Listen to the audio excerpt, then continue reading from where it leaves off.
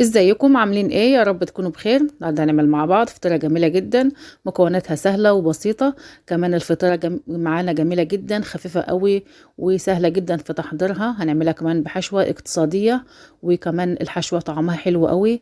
من احلى واسهل الفطير اللي احنا ممكن نعمله. تنفع كده للفطار، وتنفع للغدا، وتنفع للعشاء، كمان تنفع لللانش بوكس او في الرحلات. جميله جدا، والعجينه هشه وخفيفه وطعمها حلو قوي.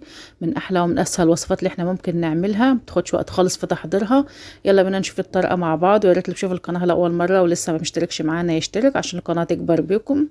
في البدايه كده جبت بوله وحطيت فيها كوبايه من الحليب، ومعلقه صغيره من السكر، وكمان معلقه من الخميره، وقلبتهم مع بعض كده كويس لغايه ما الخميره والسكر دابوا مع بعض. ضفت عليهم كمان كده 3 معالق من الزيت، وكمان معايا بياض بيضه. خدت البياض حطيته كده في العجينه، وهسيب الصفار عشان ندهن بيه وش الفطيره كده.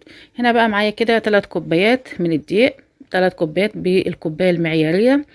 عيرتهم كده بالكوبايه المعياريه، ورشيت عليهم رشه من الملح كده، وقلبتهم مع بعض كويس. وهنزل بهم بقى كده على خليط الحليب والزيت وبياض البيضه وكل المكونات اللي ضفناها والزيت كده، وهنقلبهم مع بعض كده كويس. وهنبدأ بقى ان احنا نعجنهم مع بعض كده كويس اوي. العجينة يعني اقتصادية جدا ومكوناتها متوفرة. هنا بقى العجينة هزود لها حليب شوية بشوية كده لغاية ما تلم معانا. 3 كوبايات الدقيق دول خدوا معايا كوباية ونص كده من الحليب. ممكن ياخدوا معاك حسب نوع الدقيق اللي عندك، ممكن كوباية لكوباية وربع، كوباية ونص. خدوا معايا كده كوباية ونص. هنا بقى كده عجنت العجينه وبقت معايا ناعمه كده كويس قوي. هنا بقى كده هجيب كده معلقه من الزبده، ولو حابه تستغنى عن الخطوه دي تقدر تستغنى عنها بعد ما تعجن العجينه، بس بحب اضيفها كده، بتعطي طراوه للعجينه كده، وكمان الزبده بتعطي طعم حلو قوي وريحه جميله كده جدا كده للعجينه. هقلب بقى معلقه الزبده اللي ضفناها دي كده مع العجينه كويس قوي لغايه ما يختلطوا مع بعض، والعجينه تتشكل معانا تاني وتكون عجينه معانا ناعمه كده.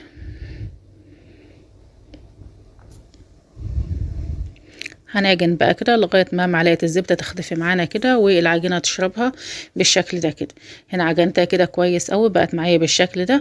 حطيتها في البوله بقى واغطيها واسيبها في مكان دافي كده لغايه ما تخمر، وهنشوفها تاني بعد ما تخمر.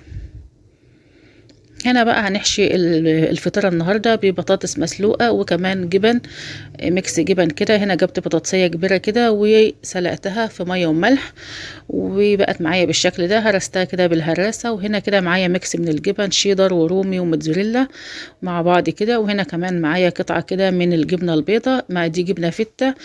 تقدر تستعملي اي نوع جبن عندك، ممكن نوعين بس. لو عندك موتزاريلا وجبنة بيضاء، اي نوع جبن عندك في التلاجة تقدر تضيفها في الحشو. هنا قلبت بقى البطاطس مع الجبن بالشكل ده كده، وكانت معايا هنا العجينة خمرت. وهبدأ بقى ان ناخد العجينة وهقسمها كده لنصين، يعني نحاول ان هما يكونوا نصين متساويين كده عشان نبدأ نعمل الفطيرة بتاعتنا. هنا معايا العجينة بالشكل ده كده، قسمتها لنصين.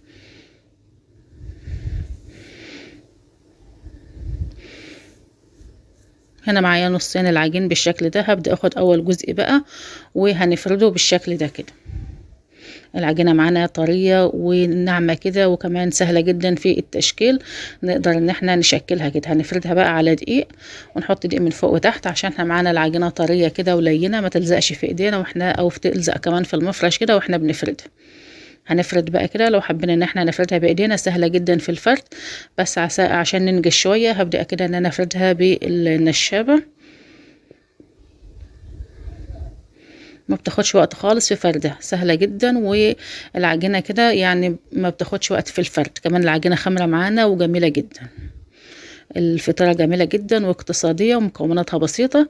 لو حابة ان احنا نضيف بدل 3 معالق اللي احنا ضفناهم زيت، ممكن نضيفهم زيت. هنا بقى فردت النص الاولاني من العجينة معايا بالشكل ده، وجبت هنا صينية كده ودهنتها كويس بالزيت. وهبدأ افرد نص الفطيرة اللي احنا فردناها مع بعض بالشكل ده كده في الصينية. هنا بقى جبت الحشوة اللي هي ميكس الجبن مع البطاطس. الحشوة دي جميلة جدا، البطاطس مع الجبنة طعمها حلو قوي، كانت مخليه ريحة الفطيرة وطعمها جميل جدا. هفرد بقى كده الحشوة على الجزء اللي ضفناه في الصينية بالشكل ده كده، ونحاول واحنا بنفرد كده نفرد بس في نص الصينية، ما نجيبش الحشوة على الأطراف. هفرد النص التاني من العجينة بالشكل ده، بالشكل اللي احنا فردناه به الجزء الأول بالشكل ده كده. هنا فردت الجزء التاني من العجينة وبقى معايا بالشكل ده.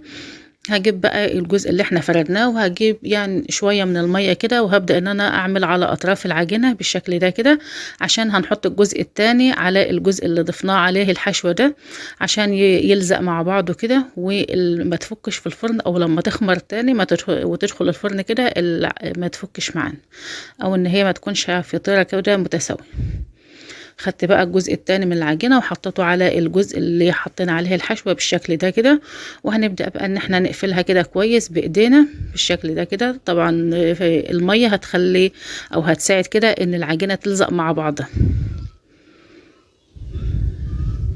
هتكون معانا بالشكل ده كده. نقفل بقى كده كويس عشان العجينة او الفطيرة ما تفتحش معانا لما تدخل الفرن. نقفلها كده كويس قوي بايدينا ونضغط عليها جامد كده.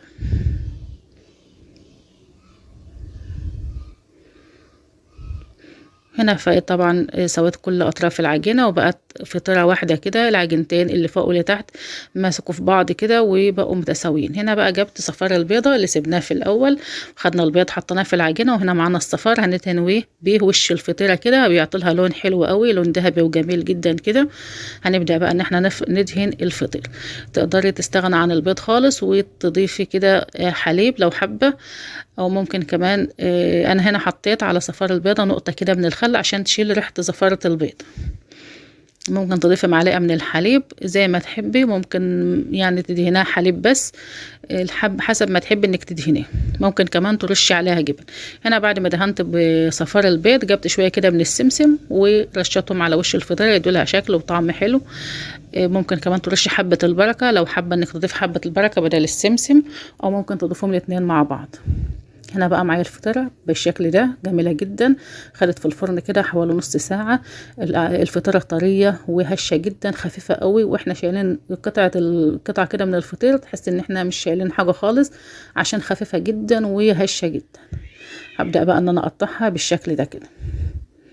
الفطيرة واخدة لون جميل جدا. تقدري بدل البيض تحطي مثلا شوية من الجبنة الموتزاريلا، بتعطي لون جميل جدا للفطير، بس احنا حطينا في الحشوة جوه جبنة، فيعني كان كفاية كده شوية الجبن دول. هنا قطعتها بقى ورشت كده شوية من البقدونس يعطي لها ريحة حلوة كده، والفطيرة سخنة كده البقدونس ريحتها هتطلع وهتكون ريحة الفطيرة جميلة جدا. هنا بقى كده شوية شايفين الفطيرة هشة جدا وخفيفة زي الأسفنج، جميلة جدا، ريحتها حلوة قوي وطعمها جميل جدا، ما خدتش وقت في تحضيرها. سهلة جدا وجميلة وطعمها حلو قوي. بتمنى تكون عجبتكم. لو عجبتكم يا ريت تعملوا لايك وشير وسبسكرايب للقناة عشان يوصلكم كل جديد.